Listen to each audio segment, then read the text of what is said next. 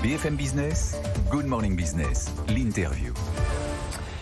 À 8h17, c'est Jérôme Fourquet, le lauréat du prix du livre d'économie 2021. C'était jeudi. Bravo Jérôme Fourquet. Merci à vous. Pour ce livre, donc La France sous nos yeux. C'est intéressant parce que votre livre est sorti il y a 2 mois. Tout le monde en a beaucoup parlé. Mais que vous soyez désigné comme meilleur livre d'économie, on s'est dit on allait relire le livre, ce que j'ai fait ce week-end. Bon, très bien. Parce que effectivement, la radiographie que vous faites sur l'économie est particulièrement éclairante. Alors, petite critique. Je me demande parfois si vous ne regardez pas un peu dans le rétroviseur, parce que ce que vous dites sur l'état de l'économie française n'a rien à voir avec ce qu'on vit sur ce plateau de Good Morning Business tous les matins, où on voit des gens qui innovent, qui créent, qui remettent des usines en France, qui lancent des technologies incroyables, comme la fabrication d'insectes, les serres verticales et tout ça. Et pourtant, vous nous dites, Jérôme Fourquet, dans votre livre, la France est un pays en voie de désindustrialisation profonde. Alors, tant mieux s'il se passe des choses. Et effectivement, je pense que la crise du Covid a fait l'effet d'un gigantesque révélateur dans l'opinion publique et aussi sans doute chez les décideurs, révélateur de l'ampleur de notre désindustrialisation. On rappelle que, ne serait-ce que sur la période 2008 à nos jours, ce ne sont pas moins de 950 sites industriels de plus de 50 salariés qui ont été rayés de la carte. Donc c'est énorme. Alors dans le même temps, 400 se sont créés, donc tout n'est pas noir. Et on voit qu'effectivement, il y a dans certains secteurs d'activité, dans certains territoires, peut-être un début de reconquête industrielle, c'est tant mieux. Néanmoins, tout ça prendra énormément de temps, c'est compliqué, et on est un peu dans un processus schumpeterien de destruction créatrice, même si jusqu'à présent, on a beaucoup plus détruit que créé. Donc, souhaitons ensemble que le rapport de force s'inverse et que les créations reprennent le dessus. Ce qui est intéressant dans votre livre, justement, c'est de montrer que cette désindustrialisation de la France depuis 10 ans, 15 ans, 20 ans, et sa tertiarisation, l'essor du commerce, vous montrez les ravages de tout ça. C'est-à-dire, quand on est une société qui ne vit que pour consommer, et donc le développement, évidemment, des centres commerciaux, Intermarché et autres magasins qui ont multiplié les ouvertures, les entrepôts de logistique, ça crée une sorte d'appétit pour une consommation et des frustrations permanentes. Oui, alors voilà, une des thèses qu'on défend dans le livre, c'est que nous sommes passés dans les années 80 d'une économie organisée autour de la production, l'industrie, l'agriculture, mais aussi sur nos littoraux, la pêche par exemple, à une économie qui tourne, dans tous les sens du terme, essentiellement autour de la consommation, du tourisme et des loisirs. Alors c'est un processus qui s'est fait sur 40 ans, peut-être qu'aujourd'hui on va avoir un début de réindustrialisation. S'il fallait retenir un moment charnière, il n'y en a pas eu qu'un, mais un moment un peu symbolique, ce serait le printemps 1992. Le 31 mars 1992, ici en Ile-de-France, c'est la fermeture définitive de Renault-Billancourt, qui était l'incarnation de la... Et d'ailleurs, c'est devenu aujourd'hui une salle de concert. Voilà, c'est musée, salle de concert. Et 12 jours plus tard, le 12 avril 1992, l'inauguration de Disneyland Paris. Donc on voit bien comment on était passé d'un monde à un autre. Vous avez cité Intermarché, ils alignaient 300 magasins en 1980, ils en ont 1800 aujourd'hui. Pendant la décennie... Alors c'est aussi un succès de leur business model, d'entrepreneuriat, d'indépendants, au détriment des grands hyper, par exemple. Alors oui, bien sûr qu'ils sont plus résilients. Mais donc, il y a aujourd'hui un Intermarché tous les 17 km. Et le sous-titre de notre livre, c'est « Économie, paysage, nouveaux modes de vie », puisque c'est même avec une approche paysagère que l'on peut se rendre compte de la mutation, de la transformation très profonde de notre modèle économique en quelques décennies, avec, comme vous le rappeliez, aujourd'hui le cœur battant à la fois économiquement et culturellement de notre société se trouve en périphérie immédiate des villes, en entrée ou en sortie de ville, dans ces gigantesques zones commerciales qui ont reconfiguré notre modèle économique et qui, aujourd'hui, sont même ont été choisis par les Gilets jaunes comme le lieu initial de leur mobilisation. C'est bien que la centralité économique et culturelle du pays s'était déplacée vers ces zones-là. Et c'est très intéressant ce que vous dites aussi sur l'évolution du commerce, notamment non alimentaire, la paupérisation en fait, le fait que pour avoir le sentiment d'appartenir toujours à la classe moyenne, se sont développées des enseignes de discount dans l'alimentaire et non alimentaire. Ce matin, on a annoncé dans le journal l'offensive des Ouaris dans le commerce non alimentaire avec l'achat de Stocomanie, enseignes que vous et moi on ne connaissons sans doute pas parce qu'on est des urbains, mais qui sont des enseignes, 130 magasins en France et qui vendent des produits effectivement low cost, bradés.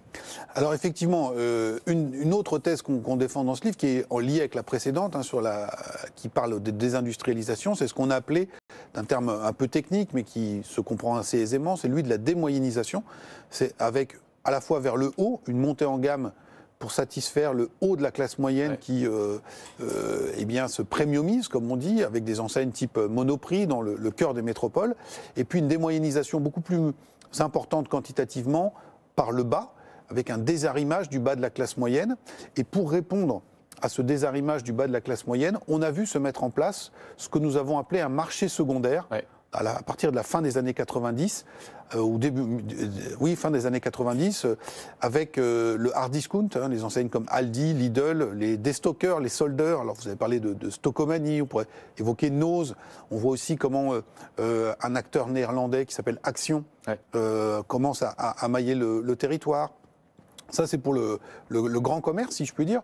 On observe le même phénomène dans l'automobile, avec le succès tout à fait sidérant de la marque Dacia, qui avait été pensée par les stratèges de chez Renault comme devant être le fer de lance de leur conquête des marchés émergents, et qui, ironie de l'histoire, a connu un véritable succès dans notre propre pays sur le marché intérieur. La voiture électrique la plus vendue en novembre, vous avez vu? Alors ça, j'ai pas vu ça, mais j'ai vu que depuis plusieurs années, l'ensemble de la gamme Dacia est la troisième marque la plus vendue sur le marché des particuliers en France, au pays quand même de l'automobile. Et ce qui est intéressant, c'est que on fait le lien avec Billancourt, on a été faire fabriquer des voitures à l'étranger pour qu'elles soient achetables par une population qui ne travaille plus dans l'industrie et qui n'a plus les salaires qui étaient ceux que le modèle fordiste permettait de verser historiquement. Alors vous parliez aussi tout à l'heure de Disneyland, ce que vous dites sur la génération Disneyland. Combien d'enfants sont allés au parc de loisirs? Alors, on parle aujourd'hui beaucoup dans ce début de campagne électorale d'identité nationale. Eh bien, une identité nationale, une identité, ce sont des références communes, des lieux symboliques, des moments partagés.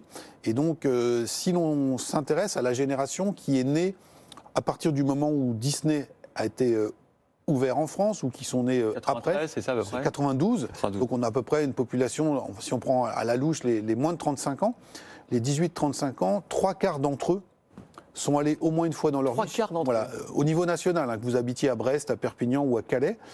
Et donc 3/4 d'entre eux ont accompli le pèlerinage chez Disney. Donc ça fait partie aujourd'hui de notre panthéon commun, ce qu'on a appelé nous la France d'après. Et on voit aussi au passage l'ampleur de l'américanisation de la société française. Et puis de la muséification du pays. Vous parlez tout à l'heure des ports de pêche. Vous dites aussi que partout là où il y avait des ports de pêche qui étaient un poumon économique de certaines régions, souvent il y a des musées de la pêche avec des bateaux de plaisance autour. Voilà, c'est ça. Donc si on prend l'exemple de Fécamp, par exemple, qui a été...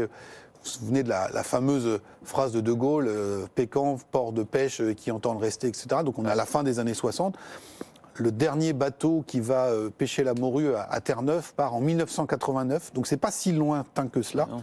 Et aujourd'hui, quand vous vous promenez à Fécamp, l'ensemble du port, comme beaucoup des ports français, a été colonisé par les bateaux de plaisance, par les enseignes comme Armor Luxe, la Belle-Îloise ou autres. Et puis il y a quelques bâtiments industriels qui restent, notamment une ancienne conserverie qui est devenue un musée à la gloire des Terre-Neuvas.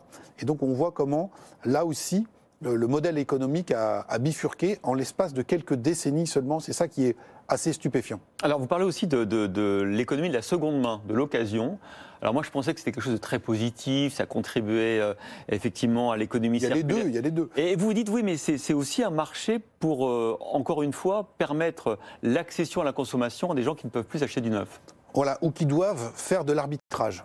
C'est-à-dire que pour rester dans le jeu, pour rester dans la course, on peut aller sur le marché secondaire dont on a parlé tout à l'heure, ces enseignes de discount ou autres, ou pratiquer ce que nous avons appelé l'économie de la débrouille. Alors, pour certains, l'auto-entrepreneuriat, avec quand même des niveaux de revenus qui sont assez faibles. Et qui sont en même temps une explosion du nombre d'auto-entrepreneurs. Voilà, mais attention, ce n'est pas uniquement le génie entrepreneurial français qui s'exprime là, c'est souvent des gens qui complètent leur retraite, leur salaire, ou qui se créent le job qu'ils n'ont pas pu trouver sur le marché. Donc l'auto-entrepreneuriat, cette économie de la débrouille, c'est aussi un peu le black, il faut le dire, l'économie informelle, et puis aussi toute cette économie de la seconde main, la France du Bon Coin, la France de Vinted, qui permet, alors ça peut avoir des vertus écologiques, en disant, on réhabilite le seconde main, on sort un peu du fétichisme du neuf, mais attention, quand on fait un peu d'études ethnographiques sur le public qui s'adonne à ce type d'activité, on voit que c'est souvent, encore une fois, pour rester dans le coup, pour pouvoir acheter à moindre prix un certain nombre de produits, ou en vendre pour générer de l'argent qui permettra d'acheter du neuf. Ouais. Donc on voit que c'est assez paradoxal. Mais d'ailleurs, ce qui est intéressant dans votre livre, c'est de voir cette révolution culturelle qui se traduit par une révolution économique. Parce que ce fait que la valeur cardinale soit celle de la consommation et non plus celle du travail et de la production et de l'industrie fait que, alors je pense que c'est en train de changer et que la génération qui vient et les entrepreneurs qu'on rencontre sur ce plateau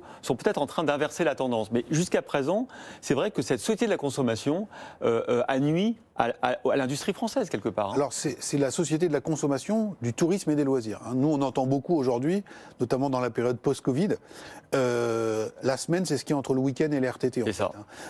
Et donc, Ça, c'est la génération Martine Aubry, les 35 heures. Alors, ça fait maintenant 25 ou 30 ans, mais, elle a marqué une bien génération évidemment, entière. mais vous avez eu depuis d'autres phénomènes. On a maintenant le télétravail. Vous voyez, par exemple, la fréquentation de la SNCF sur certaines lignes bien connues. Le vendredi, le lundi. Maintenant, c'est Jeudi. C'est mardi et jeudi. Hein. Ouais. C'est mardi et jeudi. Donc on prolonge tout cela.